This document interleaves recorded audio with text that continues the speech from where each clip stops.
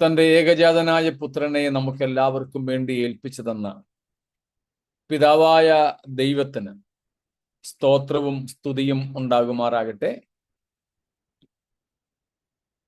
ഈ ദുഷ്ടലോകത്തിൽ നിന്നും നമ്മെ വിടുവിക്കുവാൻ വേണ്ടി കാൽവരി ക്രൂശിൽ തന്നെത്താൻ യാഗമാക്കിയ, എന്നാൽ വിശുദ്ധിയുടെ ആത്മാവ് സംബന്ധിച്ച് മരണത്തിൽ നിന്നും ഉയർത്തെഴുന്നേറ്റതിനാൽ ദൈവപുത്രൻ എന്ന് ശക്തിയോടെ തെളിയിക്കുകയും ചെയ്ത യേശുക്രിസ്തുവിന്റെ നാമത്തിലുള്ള സ്നേഹവും വന്ദനവും അറിയിക്കുകയും ചെയ്യുന്നു. ഒരുമിച്ച് നാം ദൈവത്തിന്റെ വചനത്തിലേക്ക് ശ്രദ്ധയെ തിരിക്കുന്നു. ദൈവവചനം പഠിക്കുവാനും ധ്യാനിപ്പാനും ഒക്കെ ദൈവം നമുക്ക് നൽകുന്ന അവസരങ്ങൾ വിലപ്പെട്ടതാണ്. നമ്മുടെ ജീവിതത്തിലെ ഏറ്റവും വിലപ്പെട്ട നിമിഷങ്ങളാണ് ഇങ്ങനെ ഒരുമിച്ച് ദൈവവചനത്തിന് മുമ്പിൽ ചിലവഴിക്കുവാനായിട്ട് ലഭിക്കുന്നത്. അതിനായിട്ട് കർത്താവിന് സ്തോത്രം ചെയ്യുന്നു. നമുക്ക് നമ്മൾ പഠിച്ചുകൊണ്ടിരിക്കുന്ന തിരുവചന ഭാഗത്തേക്ക്, വിഷയങ്ങളിലേക്ക് ശ്രദ്ധയെ തിരിക്കാം.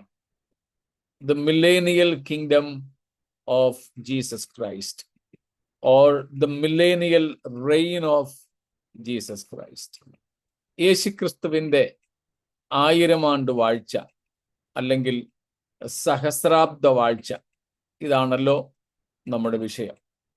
അതിൽ നാം ഇന്നലെ നോക്കിക്കൊണ്ടിരുന്നത് ദൈവം ഇസ്രായേൽ മക്കൾക്ക് നൽകിയ വിലപ്പെട്ട വാഗ്ദത്തത്തെ സംബന്ധിച്ച്. പ്രത്യേകാൽ നാം അത് ഇസ്രായേൽ ജാതിയുടെ രൂപീകരണത്തിനായി ദൈവം തിരഞ്ഞെടുത്ത അബ്രഹാം എന്ന മനുഷ്യന് കൊടുത്ത വാഗ്ദത്തം, അതിനെ ഏബ്രഹാമിക് കവനന്റ് എന്നും വിളിക്കാറുണ്ട്. അബ്രഹാമ്യ ഉടമ്പടി എന്ന് വിളിക്കാറുണ്ട്. ഏബ്രഹാമിക് കവനന്റ്. എന്റെ ശബ്ദം ഒക്കെ വ്യക്തമാണോ? അപ്പോൾ ഇന്നലെ നമ്മൾ കണ്ടത് ഏബ്രഹാമിക് കവനന്റും അതുപോലെ ഡേവിഡിക് കവനന്റും, ദാവീദ്യ ഉടമ്പടി.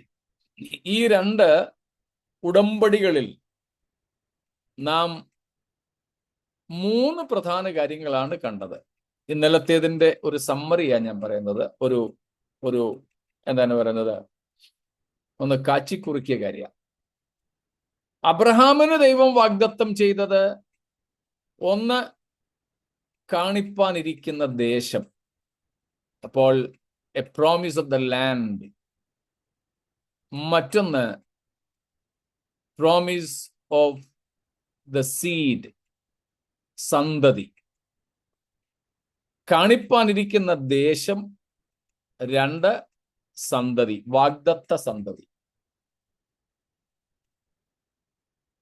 അതിൽ നാം കണ്ടു വാഗ്ദത്ത സന്തതി യേശുക്രിസ്തുവായിരുന്നു. ആ ദേശത്തിന്റെ, അബ്രഹാമിന് ദൈവം വാഗ്ദത്തം ചെയ്ത ദേശത്തിന്റെ വാഗ്ദത്തപ്രകാരം അവകാശമാക്കുന്നതിന് മുമ്പ് തന്നെ അദ്ദേഹം അതിന്റെ ഒരു ഭാഗം വില കൊടുത്ത് വാങ്ങുകയും ചെയ്തു. ഈ 2 അർത്ഥങ്ങളിലും കനാൻ നാടിന്റെ, പലസ്തീൻ നാടിന്റെ, വാഗ്ദത്ത ദേശത്തിന്റെ, ഇസ്രായേലിന്റെ പൂർണ്ണ അവകാശം, അധികാരം യേശുക്രിസ്തുവിനുള്ളതാണ്. പിന്നെ നമ്മൾ കണ്ടത് ദാവീദിന് ദൈവം കൊടുത്ത വാഗ്ദത്തമാണ്. 2 ശമൂവേൽ 7-ാം അധ്യായത്തിൽ അവിടെയും 2 കാര്യങ്ങൾ പറയുന്നുണ്ട്. ഒന്ന്, സിംഹാസനം സ്ഥിരപ്പെടുത്തും, a permanent throne or establishment of throne for ever, Davidic throne. മറ്റൊന്ന്, ആ സിംഹാസനത്തിൽ ഇരിക്കുവാൻ ഒരു സന്തതി.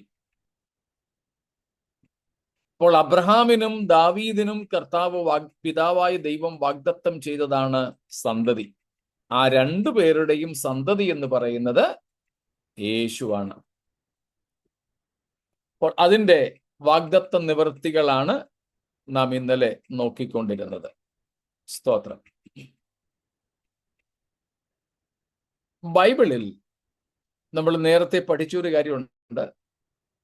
ഏറ്റവും ആദ്യത്തെ വാഗ്ദത്തം, ബൈബിളിലെ ഏറ്റവും ആദ്യത്തെ വാഗ്ദത്തം ഓർമ്മ കാണുമായിരിക്കുമല്ലോ.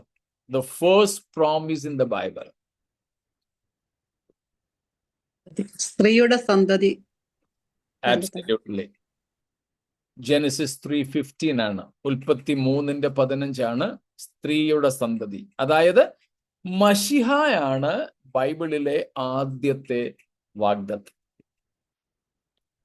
അവിടെ സ്ത്രീയുടെ സന്തതി സാത്താന്റെ തല തകർക്കുന്നതിനെ കുറിച്ച്, അത് യേശുവിന്റെ ജനനത്തെയും ക്രൂശുമരണത്തെയും ഉയർത്തെഴുന്നേൽപ്പിനെയും വളരെ നഗ്നമായിട്ട് എടുത്തു കാണിക്കുന്ന ഒരു വാഗ്ദത്തമാണ്. എന്നാൽ ഉയർപ്പ് കൊണ്ടും അത് തീരുന്നില്ല. പൂർണ്ണമായും സാത്താന്റെ മേലുള്ള ആധിപത്യ സ്ഥാപനം ആരംഭിക്കുന്നത് 1000 ആണ്ട് വാഴ്ചയോടെയാണ്. സ്തോത്രം. That first promise is the messianic promise, which is very explicitly clear, crystal clear about the human birth of Jesus as the seed of the woman, then bruising the head of the devil by death and resurrection. But that is not limited over there. The removal of the devil will just begin by the millennial kingdom of Christ. സാത്താന്റെ തലയെ തകർത്തങ്ങനെ വിടുക മാത്രമല്ല, അവനെ നീക്കം ചെയ്യുക കൂടെ വേണം. സാത്താനെ നീക്കം ചെയ്യുന്ന പ്രക്രിയ ആരംഭിക്കുന്നത് വെളിപ്പാട് 20-ാം അധ്യായത്തിലാണ്. യേശുവിന്റെ 1000 ആണ്ട് വാഴ്ചയോടുകൂടെയാണ്. ക്രിസ്തുവിന്റെ 1000 ആണ്ട് തുടങ്ങുന്നതിന് മുമ്പ് തന്നെ സാത്താനെ 1000 ആണ്ടേക്ക് അഗാധ കൂപത്തിൽ അടച്ച് മുദ്രയിടുന്നു. അപ്പോൾ സാത്താനെ നീക്കം ചെയ്യുകയാണ്. പിന്നെ അവനെ തുറന്നു വിടുന്നത് അല്പസമയത്തേക്ക് അവനെ എന്നേക്കുമായി നീക്കം ചെയ്യാൻ വേണ്ടി അങ്ങനെ ചെയ്യുന്നതേ ഉള്ളൂ. അപ്പോൾ തിരുവെഴുത്തിൽ നമ്മൾ കാണുന്ന ആദ്യത്തെ വാഗ്ദത്തം, സ്തോത്രം, മശിഹൈക വാഗ്ദത്തമാണ്.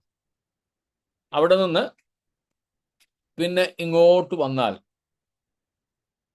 വളരെ വ്യക്തതയോടെ നമ്മൾ കാണുന്ന യേശുക്രിസ്തുവിന്റെ മടങ്ങിവരവിൻ്റെയും ക്രിസ്തുവിന്റെ 1000 ആണ്ട് വാഴ്ചയുടെയും, ഇപ്പോൾ നമുക്ക് 1000 ആണ്ട് വാഴ്ച എന്ന് പറയാം, അല്ലെങ്കിൽ നിത്യരാജ്യത്വത്തിൻ്റെതെന്ന് പറയുന്നതാണ് കൂടുതൽ ശരി.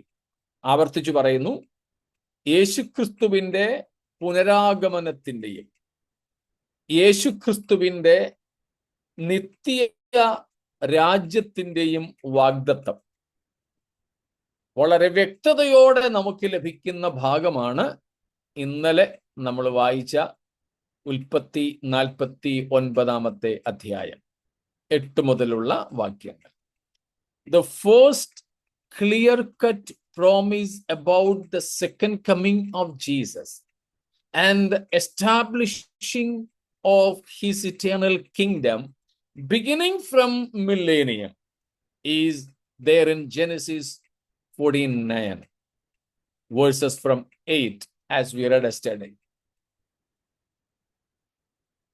അതേ തുടർന്ന് വേറെയും വാഗ്ദത്തങ്ങൾ യേശുക്രിസ്തുവിന്റെ മടങ്ങിവരവിനെ കുറിച്ചും ക്രിസ്തുവിന്റെ രാജവാഴ്ചയെക്കുറിച്ചും പഴയ നിയമത്തിലുണ്ട്. അതിൽ കൂടുതൽ വ്യക്തതയോടെ വീണ്ടും നമ്മൾ കാണുന്നത് ഡ്യൂട്രോണോമി ആവർത്തന പുസ്തകം 30-ാമത്തെ അധ്യായത്തിലാണ്. അതിൻ്റെ ആദ്യത്തെ 4 വരെയുള്ള വാക്യങ്ങളിൽ, പ്രത്യേകിച്ച് അതിൻ്റെ 31-ാമത്തെ അധ്യായമാണ്. 31-ാമത്തെ അധ്യായത്തിൻ്റെ 3-ാമത്തെ വാക്യത്തിൽ നാം അത് കാണുന്നുണ്ട്. സ്തോത്രം. 1 മുതൽ വായിക്കുന്നെങ്കിലേ നമുക്ക് ശരിയായിട്ടത് മനസ്സിലാവുകയുള്ളൂ. എങ്കിൽ കൂടെ നമുക്കവിടെ കാണുവാനായിട്ട് അത് സാധിക്കും. സ്തോത്രം. ആവർത്തനം 30-3 നോക്കിക്കേ. 30-3, 30 verse 3. Deuteronomy. Then the Lord your God will restore your fortunes and have mercy on you, and he will gather you again from all the peoples where the Lord your God has scattered you. Next verse also.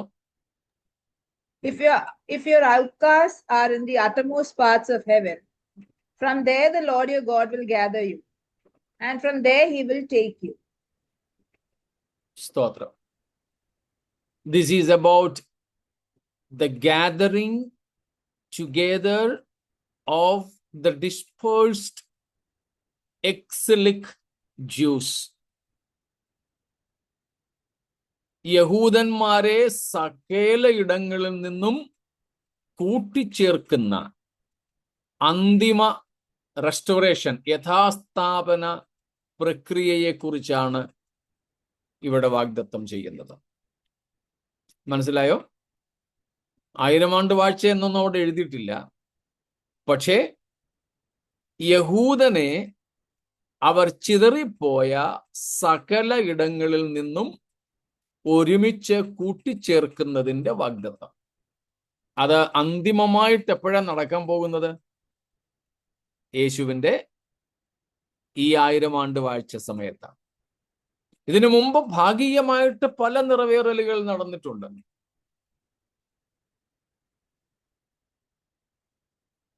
മോശയ്ക്ക് ശേഷം യോശുവയുടെ മരണശേഷം രാജാവില്ലാതിരുന്നൊരു കാലം, പിന്നെ ന്യായാധിപന്മാരുടെ കാലമായിരുന്നു. ആ കാലങ്ങളിൽ ഇസ്രായേൽ സ്വന്തം ദേശത്ത് തന്നെ മറ്റ് ജാതികൾക്ക് അടിമകളായി. അവിടുന്ന് പിന്നെ ഇങ്ങോട്ട് വന്ന് നമുക്ക് ഏറ്റവും ഒടുവിൽ അറിയാവുന്ന ഇസ്രായേൽ അശ്ശൂരിന് അടിമകളായി പോയതും യഹൂദന്മാർ അല്ലെങ്കിൽ യെരുശലേം ബാബിലോണിന് അടിമകളായി പോയതുമൊക്കെ നമുക്ക് കൂടുതൽ അറിയാവുന്ന ചരിത്രങ്ങളാണ്. ബാബിലോണ്യ അടിമത്വത്തിൽ നിന്നും യഹൂദനെ സെരുബ്ബാബേലിന്റെയും മറ്റും നേതൃത്വത്തിൽ മടക്കി വരുത്തിയത് നമുക്കൊക്കെ അറിയാം.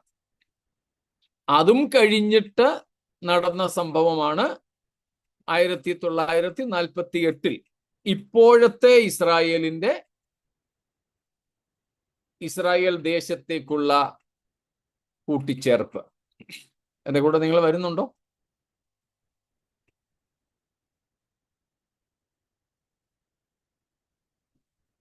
ഉണ്ടോ ഇല്ലയോ? യെസ്. ഓക്കെ. അപ്പൊ നമ്മളിപ്പോ വായിച്ച വേദഭാഗം ആവർത്തന പുസ്തകം 30-ാം അധ്യായത്തിന്റെ ആദ്യ വാക്യങ്ങൾ. നമ്മൾ വായിച്ചത് 3, 4 ഉള്ളെങ്കിലും 1 മുതൽ വായിക്കുമ്പോഴാണ് അത് കൂടുതൽ മനസ്സിലാവുക. Deuteronomy 30 verses what we read were 3 and 4. Their God promising through Moses that God would recollect Israel from any part of the earth wherever they be dispersed into. And this universal collection of Israel will be final just before the millennial reign of Jesus. But there were partial and immediate fulfillments of this very promise when God brought Israelites back to Jerusalem, even in 1948, as we see today. And that was the last collection of Israel in the history. So all those partial collections are included in this particular promise found in Deuteronomy. ആവർത്തന പുസ്തകത്തിൽ നമ്മൾ കണ്ട ആ കൂട്ടിച്ചേർപ്പ് ഭാഗികമായും പിന്നെ താൽക്കാലികമായും പലപ്പോഴും നടന്നിട്ടുണ്ട്. അതിന്റെ ഏറ്റവും ഒടുവിലത്തെ തെളിവാണ് നമുക്ക് ഇന്ന് ചരിത്രത്തിൽ തന്നെ ഉള്ളത്, ലോക ചരിത്രത്തിലുള്ള സംഭവമാണ് ഇന്നത്തെ ഇസ്രായേൽ രാഷ്ട്രത്തിന്റെ പുനഃസ്ഥാപനവും ഇസ്രായേല്യരുടെ യഹൂദരുടെ ചേർപ്പൽ 1948 അത് നടന്നത് നമുക്കറിയാം. ഇനിയും അവർ വീണ്ടും ചിതറിക്കപ്പെടും. അവരുടെ ഏറ്റവും ഒടുവിലത്തെ ചിതറിക്കപ്പെടിയിലായിരിക്കും മഹാപീഡന കാലത്തേത്. എന്നാൽ അവരെ എന്നേക്കുമായി കർത്താവ് അന്തിമമായി യഥാസ്ഥാനപ്പെടുത്തുന്ന ചിത്രമാണ് നമുക്കിവിടെ കാണാൻ സാധിക്കുന്നത്. അത് സംഭവിക്കുന്നത് എപ്പോൾ മാത്രമേ ഉള്ളൂ? യേശുവിന്റെ സഹസ്രാബ്ദ വാഴ്ചയ്ക്ക് തൊട്ടു മുൻപ്. അപ്പൊ പഴയ നിയമത്തിന്റെ പ്രധാനപ്പെട്ട ചിന്താവിഷയം നമുക്ക് കാണാൻ സാധിക്കുന്നത് ദൈവത്തിന്റെ ആധിപത്യം എന്നുള്ളതാണ്.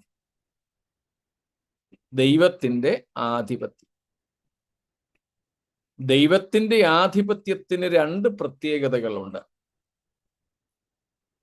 ആധിപത്യം means reign of God, God's reign.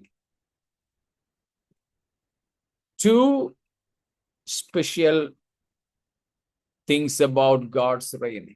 One, that would be eternal. Second, universal.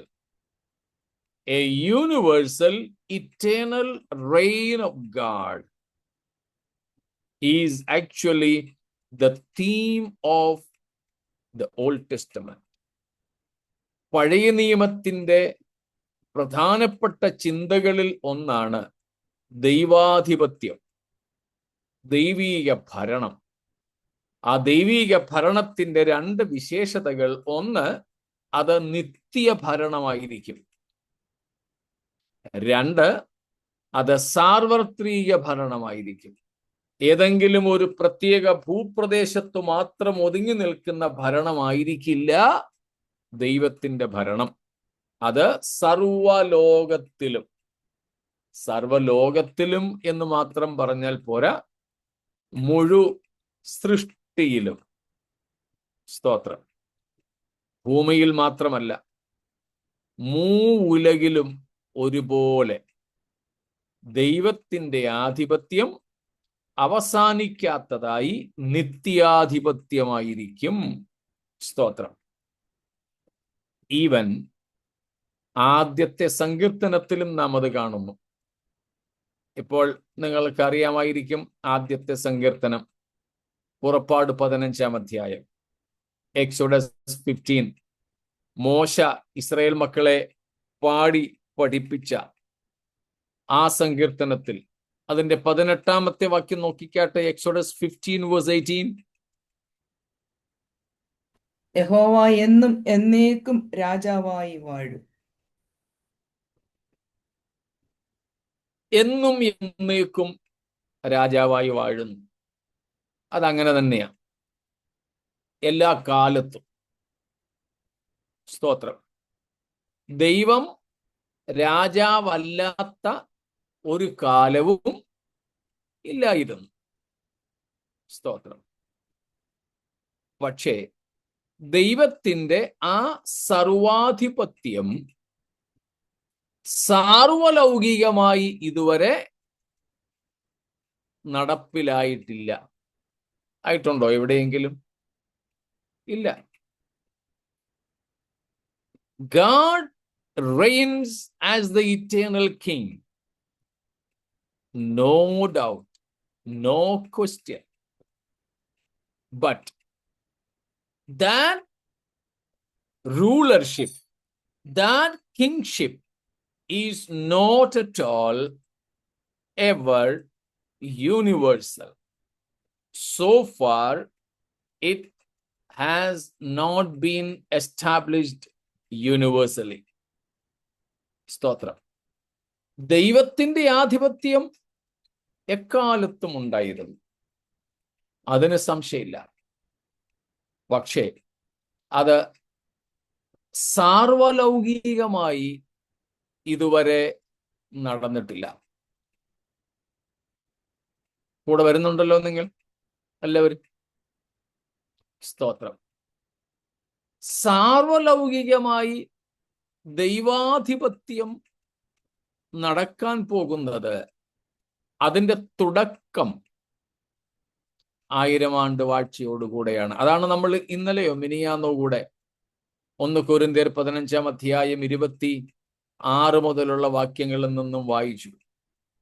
ഇപ്പോൾ സകലവും അവന് കീഴ്പ്പെട്ട് നാം കാണുന്നില്ല. അതെ, ഇപ്പോൾ സകലവും ദൈവത്തിന്റെ ആധിപത്യത്തിന് കീഴ്പ്പെട്ട് കാണുന്നില്ല. സാത്താൻ ഉൾപ്പെടെയുള്ള സൃഷ്ടികളെ ദൈവം അവരുടെ ഇഷ്ടത്തിന് വിട്ടിരിക്കുക. ദൈവത്തോട് മത്സരിക്കാൻ, ദൈവ പ്രവർത്തികളോട് വിഘടിക്കാൻ, വിരോധിക്കാൻ ഒക്കെയുള്ള സ്വാതന്ത്ര്യം എല്ലാ സൃഷ്ടികൾക്കും ദൈവം കൊടുത്തിട്ടുണ്ട്. എല്ലാം അതുകൊണ്ട് ദൈവത്തിന് കീഴ്പ്പെട്ടിരിക്കുന്നില്ല. എന്നാൽ എല്ലാ സൃഷ്ടികൾക്കും കൊടുത്തിരിക്കുന്ന സ്വാതന്ത്ര്യത്തിനൊരു പരിധിയുണ്ട്. ദൈവം സമയങ്ങളെ നിശ്ചയിച്ചിരിക്കുന്നു. നാം അപ്പോസ്തല പ്രവൃത്തികൾ 17-ാം അധ്യായത്തിലും അത് കാണുന്നുണ്ട്.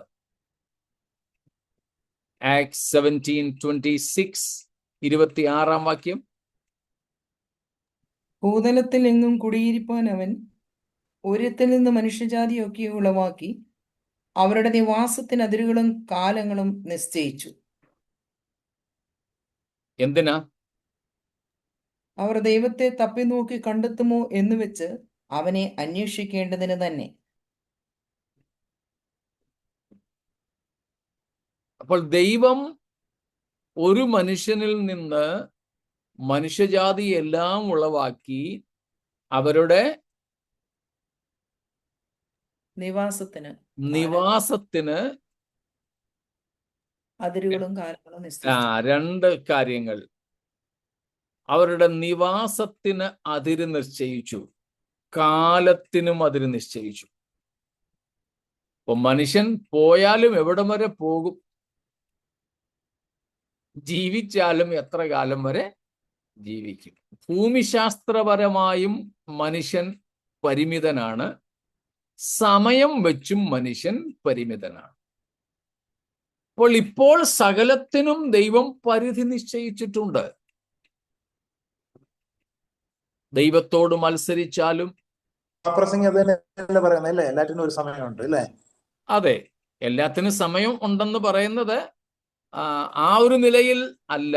ഇത് മനുഷ്യന് അവന്റെ ഇഷ്ടമനുസരിച്ച് ദൈവത്തോട് വിഘടിച്ച് ജീവിക്കുവാനും സ്വാതന്ത്ര്യമുണ്ട്. പക്ഷെ ആ സ്വാതന്ത്ര്യം നിത്യമല്ല. ദൈവം അതിന് പരിധി നിശ്ചയിച്ചിട്ടുണ്ട്. ആ പരിധിക്കപ്പുറത്തേക്ക് മനുഷ്യന് പോകാൻ പറ്റില്ല. സാത്താനും അങ്ങനെ ദൈവം സമയം നിശ്ചയിച്ചിരിക്കുന്നു. അതുകൊണ്ടാണ് യേശുക്രിസ്തു ഭൂതങ്ങളെ പുറത്താക്കിയപ്പം ഭൂതങ്ങൾ അലറി വിളിച്ച് ചോദിച്ചത്, സമയത്തിന് മുമ്പേ ഞങ്ങളെ ദണ്ഡിപ്പിക്കാൻ വന്നതാണോ? അപ്പോൾ അവയ്ക്കും സമയമറിയാം. അതുകൊണ്ടാണ് വെളിപ്പാട് 12-ൽ നമ്മൾ വായിച്ചത്, സ്വർഗവും അതിൽ വസിക്കുന്നവരുമായുള്ളവരെ ആനന്ദിപ്പീൻ. ഭൂമിക്കും സമുദ്രത്തിനും അയ്യോ കഷ്ടം. ആ പിശാച് തനിക്ക് അല്പകാലമേയുള്ളൂ എന്ന് അറിഞ്ഞിട്ട് മഹാക്രോധത്തോടെ നിങ്ങളുടെ അടുക്കൽ ഇറങ്ങി വന്നിരിക്കുന്നു. സാത്താനും അറിയാം അവന്റെ സമയം തീരാൻ പോകുന്നു. അപ്പോൾ എല്ലാറ്റിനും ദൈവം സമയം നിശ്ചയിച്ചിട്ടുണ്ട് എന്ന് പൊതുവെ നമ്മൾ പറയുന്നത് അനുഗ്രഹിക്കാനും സൗഖ്യമാക്കാനും ഒക്കെ ഒരു സമയം എന്ന അർത്ഥത്തിലാണ് പ്രത്യേകിച്ച് ശലോമോൻ അങ്ങനെ പറയുന്നത്. ഇത് അതിൽ നിന്നും അല്പം വ്യത്യസ്തമായൊരു കാര്യമാണ്. എല്ലാ സൃഷ്ടികൾക്കും ഒരു വാക്യവും കൂടെ വായിച്ചാട്ട് അതിനോട് ചേർത്ത് എഫേസ്യർ 1:9-10, Ephesians 1:9 and 10. അത് സ്വർഗത്തിലും ഭൂമിയിലുമുള്ളത് എല്ലാം പിന്നെയും ക്രിസ്തുവിൽ ഒന്നായി ചേർക്ക എന്നിങ്ങനെ കാലസമ്പൂർണതയിലെ വ്യവസ്ഥയ്ക്കായി കൊണ്ട് തന്നെ. കാലസമ്പൂർണതയിലെ വ്യവസ്ഥ. വ്യവസ്ഥ എന്ന് പറഞ്ഞാൽ സിസ്റ്റം എന്നർത്ഥത്തിലാണ് കേട്ടോ. സ്തോത്രം. അപ്പോൾ ദൈവം എന്ത് വ്യവസ്ഥ ചെയ്തിരിക്കുന്നു, എന്തിന്റെ ക്രമീകരണം ചെയ്തിരിക്കുന്നു? ഒരു കാലസമ്പൂർണതയുടെ. സ്തോത്രം. അതുതന്നെയാണ് 110 സങ്കീർത്തനത്തിലും എബ്രായ ലേഖനം 1 അധ്യായത്തിലും നാം കാണുന്നത്. ഞാൻ നിന്റെ ശത്രുക്കളെ നിന്റെ പാദപീഠമാക്കുവോളം എന്ന് വെച്ചാൽ നിന്റെ ശത്രുക്കൾക്ക് അതിനെ എങ്ങനെ വേണമെങ്കിലും വ്യാഖ്യാനിച്ചു. ഒന്നുകിൽ അവർക്ക് കീഴ്പ്പെടാനുള്ള സമയം, അല്ലെങ്കിൽ അവരുടെ മത്സരത്തിനുള്ള പരമാവധി സമയം. നിന്റെ ശത്രുക്കളെ നിന്റെ പാദപീഠമാക്കുവോളം. ആക്കുവോളം എന്നത് സമയത്തിന്റെ ഒരു ക്യാപ്പാണ്, സമയത്തിന്റെ ഒരടപ്പ, സമയത്തിന്റെ പരിധി. ആ സമയം പരിധി എന്നുള്ള ഈ രണ്ടെണ്ണത്തിൽ ഒന്നിനു വേണ്ടിയുള്ളതാ. എന്തിന്? ഒന്നുകിൽ മാനസാന്തരപ്പെടാൻ, അഥവാ ക്രിസ്താധിപത്യത്തിന്, ദൈവാധിപത്യത്തിന് കീഴ്പ്പെടാൻ, അല്ലെങ്കിൽ ദൈവത്തോട് കിടപിടിക്കാൻ, മത്സരിക്കാൻ ഉള്ള പരമാവധി സമയം. അത് കഴിഞ്ഞാൽ പിന്നെ അവന് അതിന് അവസരമില്ല.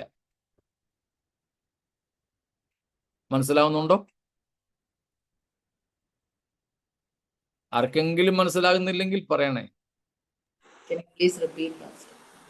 പഠൻ. Can you please repeat that point, Pastor? Okay. നമുക്ക് അറിയാവുന്ന വാക്യമാണല്ലോ. 110 സങ്കീർത്തനത്തിൽ ദാവീദ് രാജാവ് പറയുന്നത്.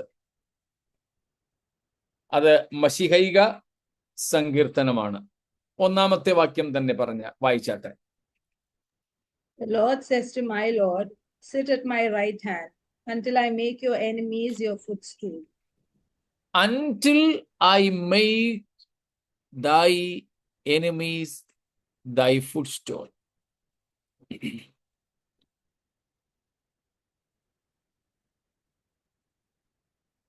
അത് അപ്പോസ്തലൻ എടുത്തു പറയുന്നുണ്ട് എബ്രായ ലേഖനം 1 അധ്യായത്തിൽ. ഇവിടെ യഹോവയായ ദൈവം യേശുക്രിസ്തുവിനോട് പറയുക. അതാണ് കർത്താവ് എൻ്റെ കർത്താവിനോട്.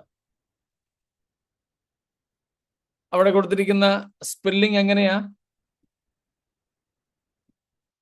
ലോർഡിന്റെ സ്പെല്ലിംഗ് Both capital. എല്ലാം ക്യാപിറ്റലാണോ? 2 ലോഡും? Yes. Yes. ഓക്കെ. സ്തോത്രം. അപ്പോൾ അവിടെ യഹോവയായ ദൈവം, അതായത് പിതാവായ ദൈവം, യേശുക്രിസ്തുവിനോട്, എൻ്റെ കർത്താവിനോട് എന്ന് പറയുന്നു.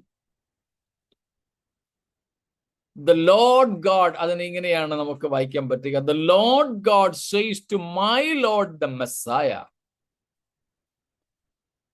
യഹോവയായ ദൈവം മശിഹായോട് പറയുകയാണ്, ഞാൻ നിന്റെ ശത്രുക്കളെ നിന്റെ പാദപീഠമാക്കുവോളം എൻ്റെ വലത്ത് ഭാഗത്തിരിക്കാം. എന്ന് പറഞ്ഞാൽ നമ്മൾ സാധാരണ പറയുന്നത് പോലെ Jesus won the battle on the cross. യേശു യുദ്ധം ജയിച്ചു ക്രൂശിൽ. പക്ഷേ not yet the enemies, the conquered enemies, not yet demolished, not yet removed.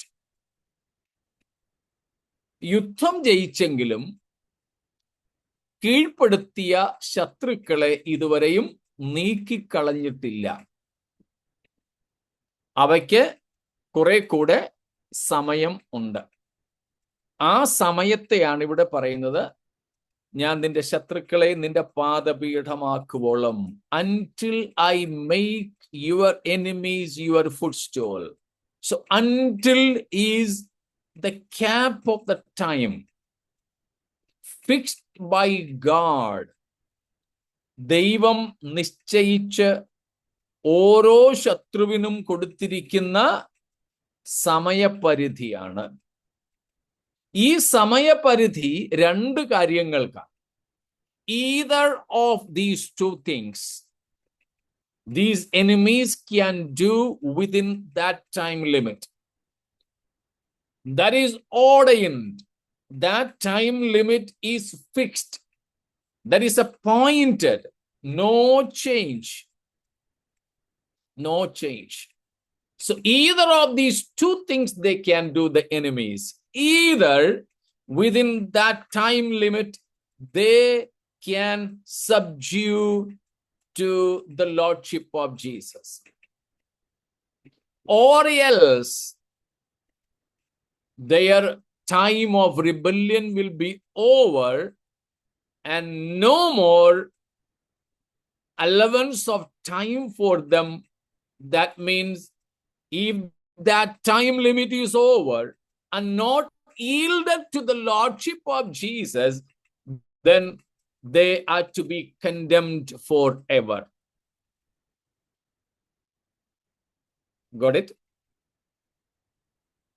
ശത്രുക്കളെ പാദപീഠമാക്കുവോളം എന്ന് വെച്ചാൽ ശത്രുക്കൾക്ക് എന്ന് പറയുന്നത് ക്രിസ്തുവിന്റെ ശത്രുക്കൾക്ക്, സാത്താനും സാത്താന്യ ദൂതന്മാരും അവന്റെ ആധിപത്യത്തിന് കീഴിൽ വസിക്കുന്ന മനുഷ്യരും, പിന്നെ മരണവും പാതാളവും ഉൾപ്പെടെയുള്ള ശത്രുക്കൾ. ഇവയാണ് യേശുക്രിസ്തുവിന്റെ ശത്രുക്കൾ എന്ന് പറയുന്നത്. അല്ലാതെ നമ്മൾ സാധാരണ ചിന്തിക്കുന്നത് പോലെയുള്ള ശത്രുക്കളല്ല. സാത്താൻ തുടങ്ങി സാത്താന്യ ദൂതന്മാരും പാപത്തിൽ വസിക്കുന്ന ദുഷ്ടമനുഷ്യരും ക്രിസ്തുവിന് കീഴ്പ്പെടാത്ത മനുഷ്യരും പിന്നെ പാതാളവും ഒടുക്കത്തെ ശത്രുവായി നീങ്ങിപ്പോകുന്ന മരണവും വരെ ഉള്ളവയാണ് ഈ ശത്രുക്കൾ എന്ന് ഇവിടെ അർത്ഥമാക്കുന്നത്. അവയ്ക്കെല്ലാം ദൈവം ഒരു സമയം നിശ്ചയിച്ചു കൊടുത്തിരിക്കുന്നു. എല്ലാറ്റിനും അലോട്ട്മെന്റ് ഉണ്ട്.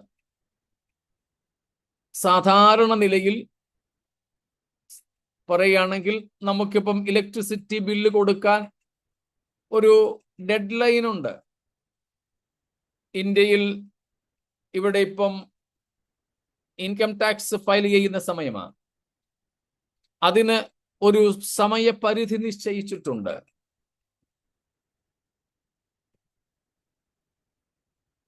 സ്കൂളിലൊക്കെ പഠിക്കുകയാണെങ്കിൽ ഹോംവർക്ക് കൊണ്ടു കൊടുക്കാൻ, അസൈൻമെന്റ് കൊടുക്കാൻ, അല്ല ഒരു കോഴ്സിന് ചേരുകയാണെങ്കിൽ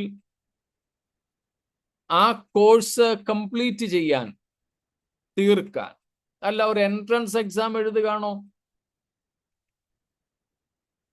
ഇപ്പം മെഡിസിനും എഞ്ചിനീയറിങ്ങിനും ഒക്കെ പോകുന്ന നമ്മുടെ കുഞ്ഞുങ്ങളൊക്കെ സ്റ്റേറ്റുകളുടെ, സംസ്ഥാനങ്ങളുടെയും പിന്നെ നാഷണൽ ലെവലിലുള്ള ഉള്ളതുമായ എൻട്രൻസ് ഒക്കെ എഴുതാറുണ്ട്. എത്ര വർഷം വരെ എഴുതാം, എത്ര പ്രാവശ്യം എഴുതാം, എത്ര വയസ്സ് വരെ എഴുതാം എന്നൊക്കെ അതിന് പരിധിയുണ്ട്. അങ്ങനെ ഒരു പരിധി വെച്ചിരിക്കുന്നതിന് രണ്ട് സാധ്യതകളാണ് ഉള്ളത്.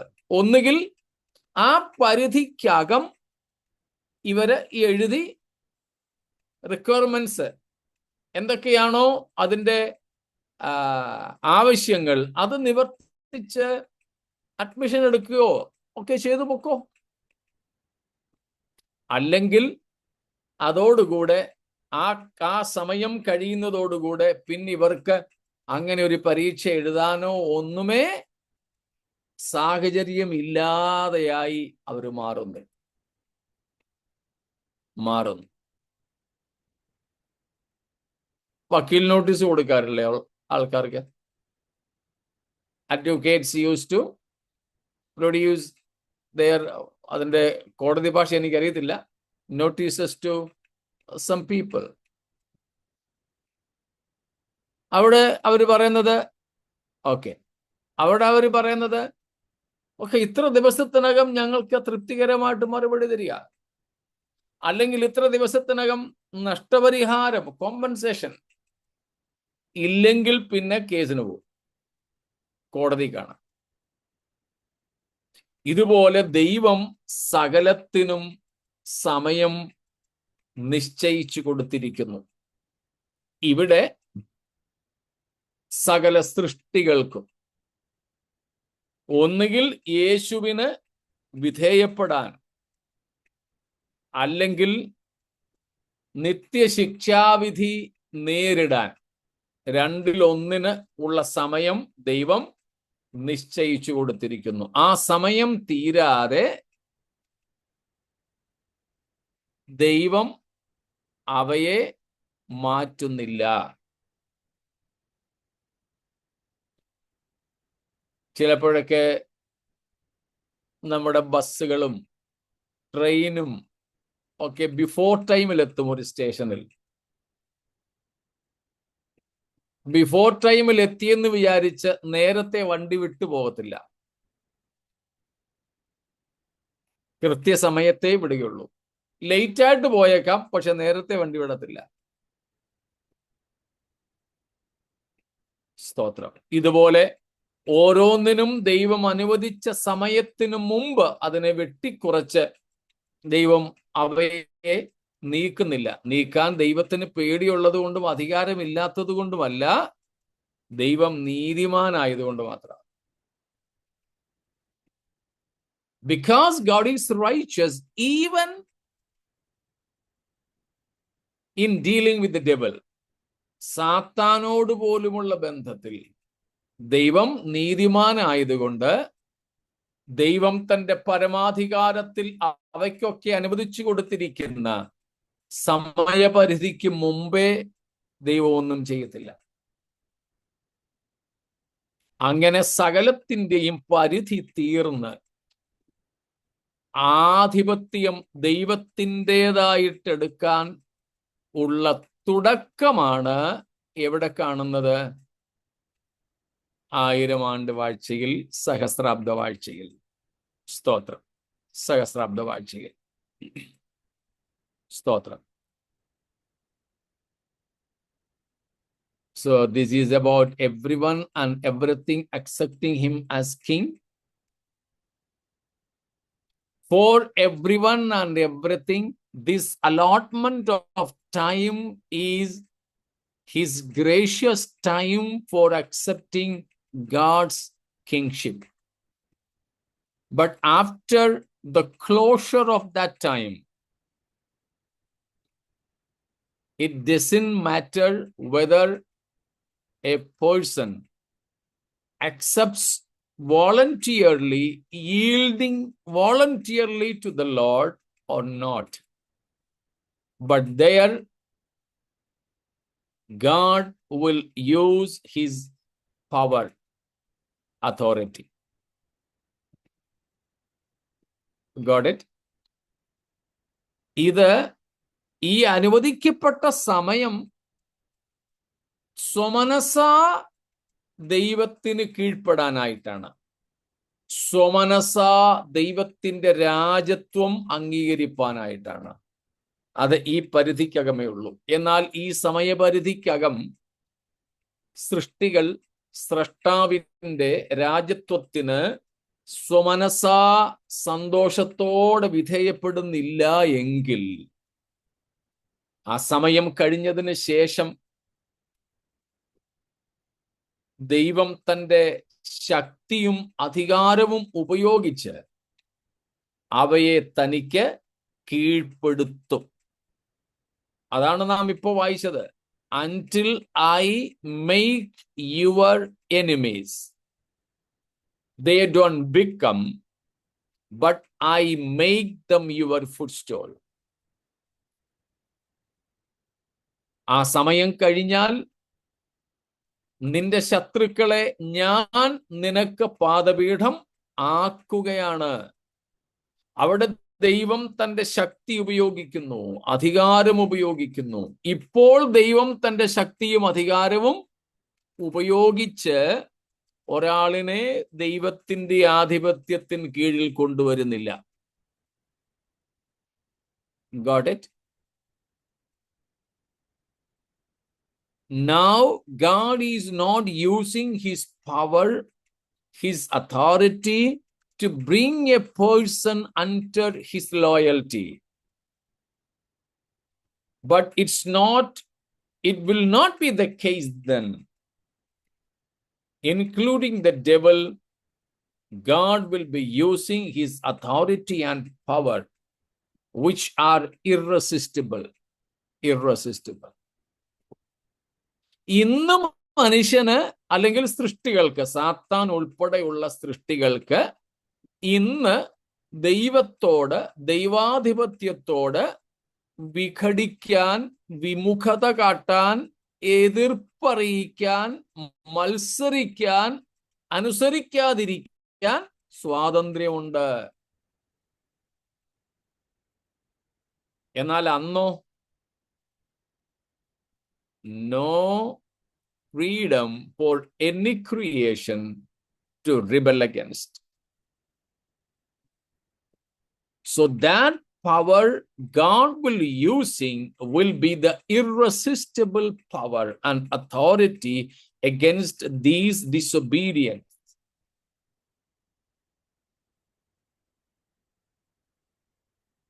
വ്യക്തമാണോ?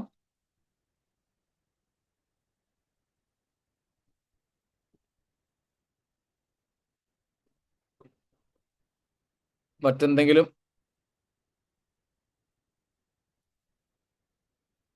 ഇല്ല. അപ്പോ താങ്ക് യു. അപ്പോൾ ദൈവാധിപത്യം അത് യൂണിവേഴ്സൽ ആണ്. ആ യൂണിവേഴ്സൽ സാർവത്രികമായ ദൈവിക ഭരണം ഇതുവരെ ആരംഭിച്ചിട്ടില്ല. അതിന് തുടക്കം കുറിക്കുന്നത് സഹസ്രാബ്ദ വാഴ്ചയിലാണ്. 103 സങ്കീർത്തനം 19 വാക്യം. Psalms 103 verse 19. യഹോവ തന്റെ സിംഹാസനത്തെ സ്വർഗത്തിൽ സ്ഥാപിച്ചിരിക്കുന്നു, അവന്റെ രാജത്വം സകലത്തെയും ഭരിക്കുന്നു. അവന്റെ രാജത്വം സകലത്തെയും ഭരിക്കുന്നു. സ്തോത്രം. ദൈവം എന്ന നിലയിൽ ദൈവത്തിന്റെ ആധിപത്യം ഉണ്ട്. സ്തോത്രം. എന്നാൽ അത് ഇതുവരെ എല്ലായിടത്തും സാർവത്രികമായി കാര്യക്ഷമമായിട്ടില്ല, അല്ലെങ്കിൽ അത് ഇംപ്ലിമെന്റ് ചെയ്തിട്ടില്ല. അതിനുള്ള സമയമാണിത്. അതുകൊണ്ടാ യേശു കർത്താവ് ഇപ്പോൾ മഹിമയുടെ വലത്തുഭാഗത്ത് ഇരിക്കുന്നു എന്ന് പറയുന്നത്. എന്നാൽ വെളിപ്പാട് പുസ്തകത്തിലേക്ക് നമ്മൾ വരുമ്പോൾ ഇരിക്കുന്ന ഒരു മഹാപുരോഹിതനെ അല്ല നമ്മൾ കാണുന്നത്, എഴുന്നേറ്റ് നിൽക്കുന്ന ഒരു അറുക്കപ്പെട്ട കുഞ്ഞാടിനെയാണ് കാണുന്നത്. വെളിപ്പാട് 1-ാം അധ്യായത്തിൽ തന്നെ 13 മുതലുള്ള വാക്യങ്ങളിൽ നമ്മൾ കണ്ടിരുന്നു. തുടക്കത്തിൽ ഉണ്ടായിരുന്നവർക്ക് ഓർമ്മ കാണും. മാറത്ത് പൊൻകച്ച കെട്ടിയവനായി വെള്ള നിലയങ്കി ധരിച്ച യേശുവിനെയാ കാണുന്നത്. വെള്ള നിലയങ്കിയും മാറത്തെ പൊൻകച്ചയും യേശുവിൻ്റെ ന്യായാധിപത്യത്തെ കുറിക്കുന്നതാണ്. മഹാപുരോഹിതന് മാറത്ത് പൊൻകച്ചയില്ല, നടുക്കെട്ടാണുള്ളത്. അതുകൊണ്ട് മഹാപുരോഹിതനായ യേശു അല്ല ഇവിടെ, ന്യായാധിപൻ, ജസ്റ്റിസ് ആയിട്ടുള്ള, ജഡ്ജായിട്ടുള്ള യേശുവാണ്. അപ്പോൾ ഇതുവരെ ശത്രുക്കൾ ഇപ്പോൾ കീഴടങ്ങിയേക്കും എന്ന് പറഞ്ഞ്, അറിയാൻ വയ്യാഞ്ഞിട്ടല്ല കേട്ടോ, ദൈവത്തിന് ഇവരെ കീഴടങ്ങത്തില്ലെന്ന് അറിയാൻ വയ്യാത്തത് കൊണ്ടല്ല. ഇവരൊന്ന് കീഴടങ്ങിയായിരുന്നെങ്കിൽ വെറുതെ യുദ്ധം ചെയ്യണ്ടായിരുന്നു എന്നൊന്നുമുള്ള ആശങ്കകൾ ദൈവത്തിനില്ല. പക്ഷേ കീഴടങ്ങാൻ ഈ സമയം കൊടുത്തിരിക്കുന്നത് അവരവരുടെ തീരുമാനമനുസരിച്ച് ചെയ്തില്ലെങ്കിൽ അവരെ ശിക്ഷിക്കാൻ ദൈവത്തിന് അനുവാദം കൊടുക്കുന്ന ഒരു നീതി ആയതുകൊണ്ടാണ്. God is longing for mankind, especially mankind here. God is longing for the entire humanity to be obedient to him, to be loyal to him, yield to the lordship of Jesus. God is longing.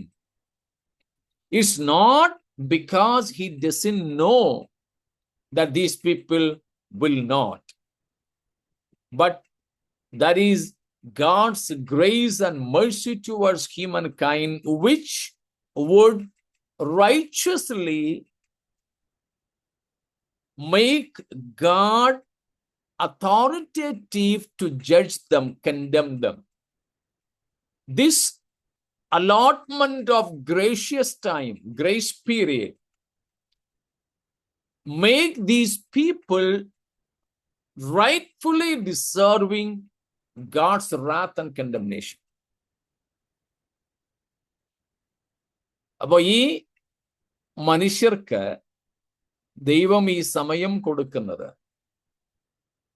അവര് മാനസാന്തരപ്പെടത്തില്ലെന്ന് അറിയാത്തത് കൊണ്ടല്ല, എന്നാൽ ദൈവത്തിന്റെ ആഗ്രഹവും മനുഷ്യനോടുള്ള സ്നേഹവും കരുണയുമൊക്കെയാണ്.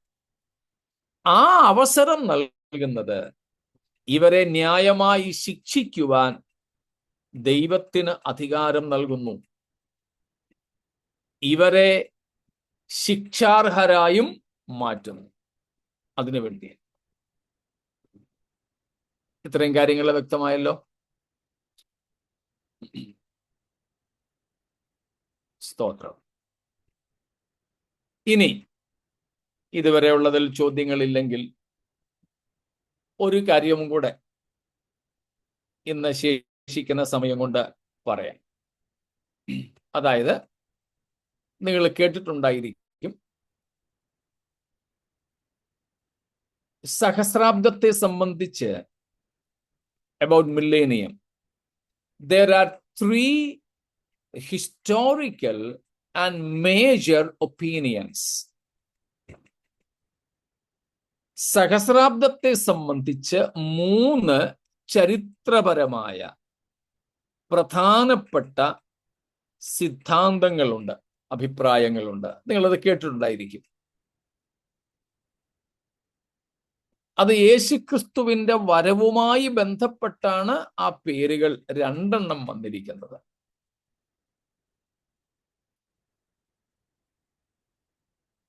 Pre millennial theory, post millennial theory, amillennialism or amillennial theory. Pre-millennialism, millennialism, post-millennialism and amillennialism. അതായത് സഹസ്രാബ്ദാൽ പൂർവവാദം എന്ന് വെച്ചാൽ കർത്താവായ യേശുക്രിസ്തു തൻ്റെ സഹസ്രാബ്ദ വാഴ്ചയ്ക്ക് മുമ്പ് വരും. കർത്താവ് വന്നതിന് ശേഷം ഈ ഭൂമിയിൽ അക്ഷരീകമായി 1000 ആണ്ട് യേശു ക്രിസ്തു വാഴും എന്നുള്ളതാണ് ആദ്യത്തേത്, പ്രീ മില്ലേനിയൽ തിയറി. 1000 ആണ്ട് വാഴ്ചയ്ക്ക് മുമ്പ് യേശു ക്രിസ്തു വരികയും അതിനുശേഷം ക്രിസ്തു തൻ്റെ 1000 ആണ്ട് വാഴ്ച നടത്തുകയും ചെയ്യും എന്നുള്ളതാണ്. അതിന് ആ വിശ്വാസം വെച്ചു പുലർത്തുന്നവർ, അല്ലെങ്കിൽ ഈ സിദ്ധാന്തം വെച്ചു പുലർത്തുന്നവർ ചൂണ്ടിക്കാണിക്കുന്ന കാര്യം, പഴയ നിയമത്തിലെ പുതിയ നിയമത്തിലും ഉണ്ട് കേട്ടോ, എന്നാൽ കൂടുതലും പഴയ നിയമത്തിലെ ഒത്തിരി വാഗ്ദത്തങ്ങളുടെ അല്ലെങ്കിൽ പ്രവചനങ്ങളുടെ നിവൃത്തിയായിരിക്കും അതെന്ന. അതിന് ഈ പ്രീ മില്ലേനിയനിസ്റ്റ് സഹസ്രാബ്ദത്തിന് മുമ്പ് യേശു വരും, യേശു ക്രിസ്തു വന്ന ശേഷം സഹസ്രാബ്ദ വാഴ്ച ഉണ്ടാകും എന്ന് പറയുന്നവർ അതിന് സഹായകമായി ചൂണ്ടിക്കാണിക്കുന്ന ചില വാക്യങ്ങൾ നമ്മൾ ഇതിനോടകം തന്നെ ഉൽപ്പത്തി 49 8, 9, 10 ഇന്നലെ കണ്ടു. കൂടാതെ ഇന്നലെ തന്നെ നമ്മൾ കണ്ടു 2 ശമൂവേൽ 7-ാമത്തെ അധ്യായത്തിൽ നിന്ന് അതിന്റെ 12 തൊട്ട് 16 വരെയുള്ള വാക്യങ്ങൾ. 2 Samuel, yesterday we already have seen Genesis 49, 8, 9 and 10. Also 2 Samuel 7, 12 to 16. കൂടാതെ Psalms number 2, 2-ാം സങ്കീർത്തനം, Isaiah chapter 11, യെശയ്യാവ് 11-ാമത്തെ അധ്യായം. ഇങ്ങനെ കുറേയേറെ വാക്യങ്ങളുണ്ട്. നമ്മൾ ഇനിയും ഇത് കഴിഞ്ഞതിന് ശേഷം, ഇന്ന് നടക്കുമെന്ന് തോന്നുന്നില്ല, നമ്മളിപ്പോൾ ചിന്തിക്കുന്ന ഈ 3 തിയറികൾ, അതിനുശേഷം നമ്മൾ ചിന്തിക്കാൻ പോകുന്നത് ആ ഭാഗങ്ങളാണ്. പഴയ നിയമത്തിലെ പ്രവചനങ്ങളെ ഓരോ പുസ്തകത്തിൽ നിന്ന് എടുത്ത് നമ്മൾ പഠിക്കത്തില്ല, എന്നാൽ നോക്കിപ്പോകും. അതുകൊണ്ട് ഇവിടെയുള്ള ഈ റെഫറൻസുകളെല്ലാം ഞാൻ പറയുന്നില്ല, ഒന്ന് വായിച്ചു വേണമെങ്കിൽ വിട്ടേക്കാം, നിങ്ങൾ എഴുതാൻ ബന്ധപ്പെടണമെന്നില്ല. ഇതിനുശേഷം ഓരോ പുസ്തകത്തിൽ നിന്നുമുള്ളത് നമ്മൾ വേറെ വേറെ കാണുന്നുണ്ട്.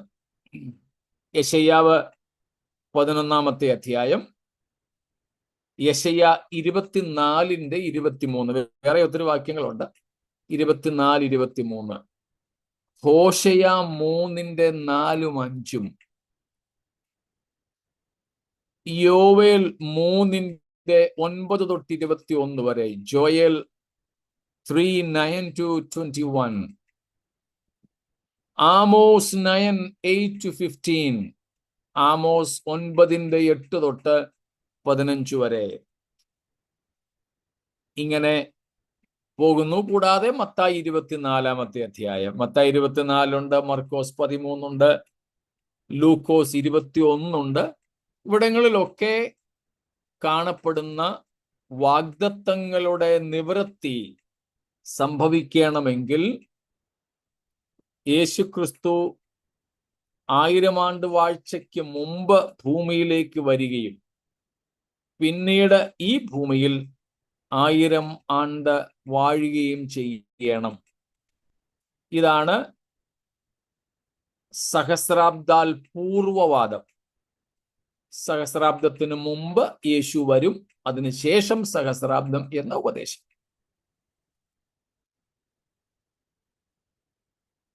അതിനവർ പറയുന്നത്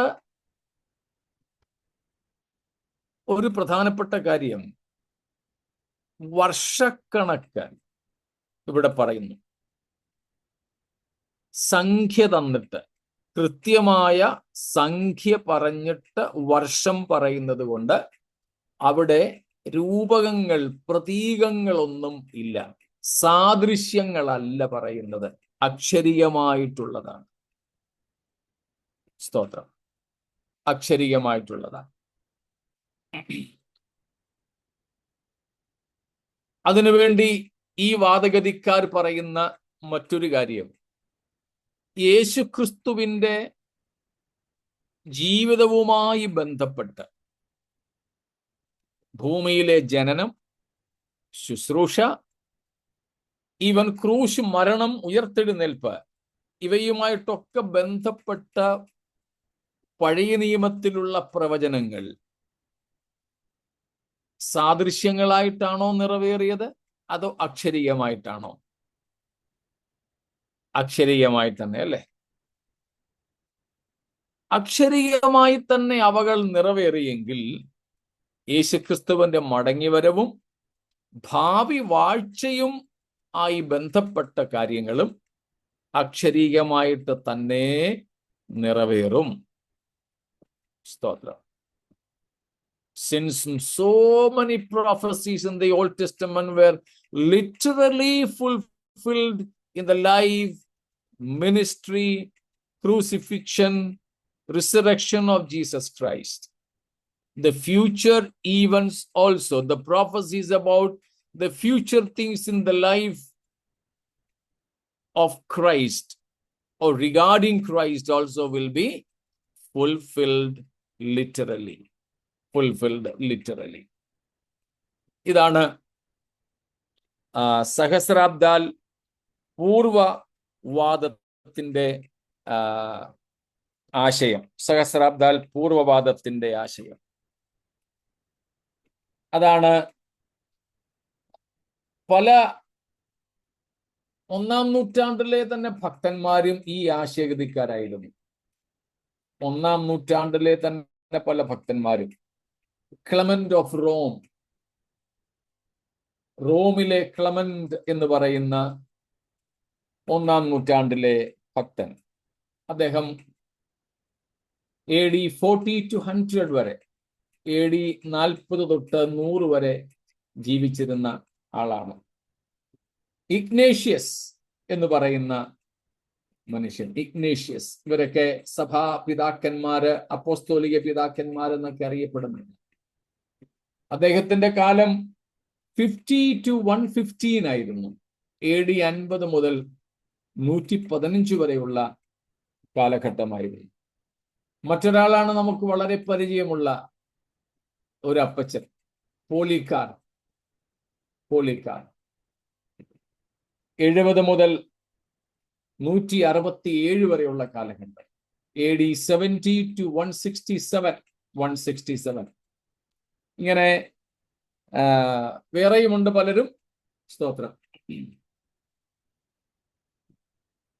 അപ്പൊ ഇവരൊക്കെ ഒന്നാം നൂറ്റാണ്ടിലെ ഭക്തന്മാരായിരുന്നു. ഓക്കെ, ഒന്നാം നൂറ്റാണ്ടിലെ ഭക്തന്മാരും സഭാപിതാക്കന്മാരും വേദശാസ്ത്രജ്ഞരുമൊക്കെയായിരുന്നു. പിന്നെയും കൊണ്ട് പിൽക്കാലത്തുണ്ടായിരുന്ന തിയോളജിയൻസ്, അവരുടെയുമൊക്കെ കാര്യങ്ങൾ ഇങ്ങനെ പറയുന്നുണ്ട്. ഇപ്പോഴും ഏറ്റവും അധികം ക്രൈസ്തവ ലോകം അംഗീകരിക്കുന്ന, വിശ്വസിക്കുന്ന അഭിപ്രായമാണ് ഈ ഒന്നാമത് പറഞ്ഞത്. നമ്മളും ഇത് വിശ്വസിക്കുന്നവരാണ്. കാരണം വേദപുസ്തകത്തിൽ ഏറ്റവും അധികം തെളിവ് അതിനുവേണ്ടി തന്നെയാണ്. ഇത് പ്രത്യേകിച്ച് ഒരു അഭിപ്രായമായിട്ടല്ല, വേദപുസ്തകത്തിന്റെ ഉപദേശമായിട്ടാണ് നാം ഇത് കാണുന്നത്. അപ്പോസ്തോലിക കാലം മുതൽ ഈ വിശ്വാസമാണ് സഭ വെച്ചു പുലർത്തിയിരുന്നത്. അതിനേറ്റവും നല്ല തെളിവാണ് വെളിപ്പാട് 20-ാം അധ്യായം. മനസ്സിലായോ? From the very apostolic period, this was the very anticipation, hope, doctrine and teaching of the church. The very proof is Revelation chapter 20. അപ്പോസ്തലനായ യോഹന്നാൻ തന്നെയാണ് നമുക്കിത് എഴുതി തന്നിരിക്കുന്നത്. 19-ാമത്തെ അധ്യായത്തിൽ യേശുക്രിസ്തു തൻ്റെ വിശുദ്ധന്മാരുമായിട്ട് വരുന്നു, ഭൂമിയിലേക്ക് ഇറങ്ങി വരുന്നു. അർമഗദ്ദോൻ യുദ്ധവും സാത്താനെ ബന്ധിക്കുന്നതുമൊക്കെ കഴിഞ്ഞിട്ട് 1000 ആണ്ട് വാഴ്ച ഇവിടെ നടത്തുന്നു. അപ്പോൾ അപ്പോസ്തലന്മാർ സൂക്ഷിച്ചിരുന്ന വിശ്വാസമാണിത്. അതുകൊണ്ട് നമുക്കും അത് തന്നെ പിടിച്ചാൽ മതി. നാമും അതുകൊണ്ട് വിശ്വസിക്കുന്നു, യേശു ഭൂമിയിലേക്ക് വന്നതിന് ശേഷമായിരിക്കും ഈ ഭൂമിയിൽ കർത്താവ് തൻ്റെ രാജ്യം സ്ഥാപിക്കുന്നത്. രണ്ടാമത്തെ തിയറിയാണ് പോസ്റ്റ് മില്ലേനിയൽ തിയറി. എന്ന് വെച്ചാൽ ആദ്യം സഹസ്രാബ്ദം, പിന്നെ യേശു വരുമെന്ന. അതാണ് പോസ്റ്റ് മില്ലേനിയലിസം. ഇത് ഇവര് പറയുന്നത് ഇറ്റ്സ് സിംബോളിക്. ഇതൊരു സിംബോളിക്.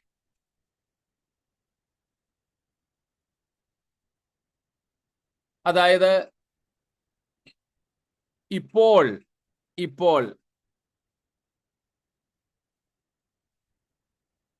സുവിശേഷം പ്രസംഗിക്കപ്പെടുകയും, അതായത് അതിൻ്റെ ഒരു വരി ഞാൻ നിങ്ങളെ ഒന്ന് വായിച്ച് കേൾപ്പിക്കാം.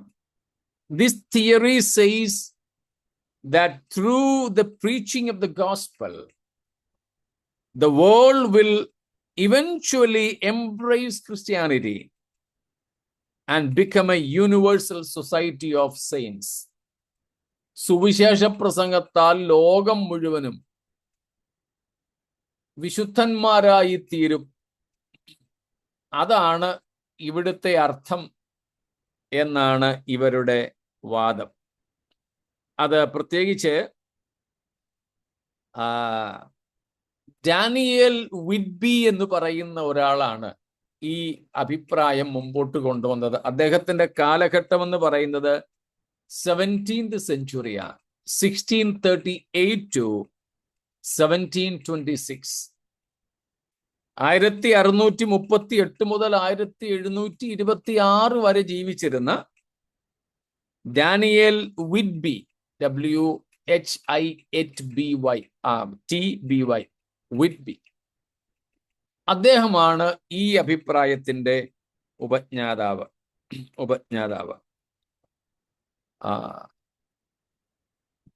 പക്ഷേ ലോകമഹായുദ്ധങ്ങൾ, വേൾഡ് വാഴ്സ് ഒക്കെ വന്നതോടുകൂടെ ഈ പരിപാടി നടക്കത്തില്ലെന്ന് പറഞ്ഞ് ഈ അഭിപ്രായക്കാര് ഇന്ന് വളരെ കുറവാണ്. എന്നാലും ചിലരൊക്കെ ഈ അഭിപ്രായം സൂക്ഷിക്കുന്നവരുണ്ട്.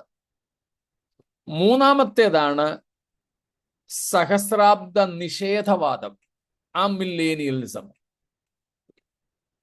സഹസ്രാബ്ദം എന്നത് അങ്ങനെ ഒരു ഭരണമൊന്നും ഇല്ല എന്ന് പറയുന്ന കൂട്ടരാണ്. Millennial view, millennial. അവര് പറയുന്നത് സഭയിൽ വിശ്വാസികളായവരുടെ ഹൃദയത്തിൽ യേശു വാഴുന്നതിനെ പ്രതീകാത്മകമായി ഇങ്ങനെ ചിത്രീകരിച്ചിരിക്കുന്നേ ഉള്ളൂ. അതല്ലാതെ അക്ഷരീയമായ ഒരു സഹസ്രാബ്ദ വാഴ്ച എന്നൊന്നില്ല എന്ന് പറയുന്നവരാണ് ഈ കൂട്ടർ. നിഷേധവാദികളാണ്, സഹസ്രാബ്ദ നിഷേധവാദികൾ. എന്നാൽ വേദപുസ്തകം നമ്മെ പഠിപ്പിക്കുന്നത് അക്ഷരീയമായ ഒരു സഹസ്രാബ്ദ വാഴ്ച ഉണ്ട്. ആ സഹസ്രാബ്ദ വാഴ്ചയ്ക്ക് മുമ്പ് യേശു ക്രിസ്തു മേഘങ്ങളിൽ വരും, ദൈവസഭയെ ചേർക്കും. നമ്മൾ എന്ന് വിശ്വസിക്കുന്നത് പോലെ അതിനുശേഷം 7 വർഷത്തെ മഹാപീഡനകാലം, ആ മഹാപീഡനത്തിന്റെ ഒടുവിൽ ക്രിസ്തു തന്റെ സകല വിശുദ്ധന്മാരുമായി ഭൂമിയിലേക്ക് ഇറങ്ങി വരും. ഭൂമിയിൽ വന്ന് തന്റെ തേജസ്സിന്റെ സിംഹാസനത്തിൽ ഇരുന്നു കൊണ്ട് ജാതികളെ ന്യായം വിധിക്കും. അർമഗദ്ദോൻ യുദ്ധത്തിൽ എതിർ ക്രിസ്തുവിനെയും കൂട്ടരെയും പരാജയപ്പെടുത്തും. എന്നിട്ട് പിശാചിനെ അഗാധ കൂപത്തിൽ ചങ്ങലയ്ക്കിടും. പിന്നെ ഇവിടെ യേശു ഇതേ ഭൂമിയിൽ 1000 ആണ്ട് വാഴും. ആ 1000 ആണ്ട് വാഴ്ചയ്ക്ക് ശേഷം ഗോഗ് മാഗോഗ് യുദ്ധം, അതിൽ പിശാചിനെ എന്നേക്കുമായി പരാജയപ്പെടുത്തി അവന് വേണ്ടി പണ്ടേ ഒരുക്കിയിരിക്കുന്ന തീപ്പുകയിലേക്ക് തള്ളുന്നു. പിന്നെ വലിയ വെള്ളസിംഹാസന ന്യായവിധി. സകല പാപികളെയും ന്യായം വിധിച്ച് തീപ്പുകയിൽ തള്ളുന്നു. അതിനുശേഷം തീ കൊണ്ട് പ്രപഞ്ചത്തെ ശുദ്ധീകരിക്കുന്നു. പുതിയ ആകാശം, പുതിയ ഭൂമി, പുതിയ യെരുശലേം. പിന്നങ്ങോട്ട് കാലമില്ലാത്ത കാലം, നിത്യത. ഇതാണ് വേദപുസ്തകം നമ്മെ പഠിപ്പിക്കുന്ന ഒരു ക്രമം.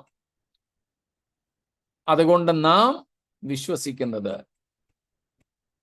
ഈ സഭാകാലത്തിന്റെ ഒടുവിൽ കർത്താവ് ഗംഭീരനാദത്തോടെ വന്ന് പ്രധാന ദൂതന്റെ ശബ്ദത്തോടും ദൈവത്തിന്റെ കാഹളത്തോടും കൂടെ മധ്യാകാശത്തിലേക്ക് വന്ന് നമ്മെ തന്റെ അടുക്കൽ ചേർക്കുമെന്നും,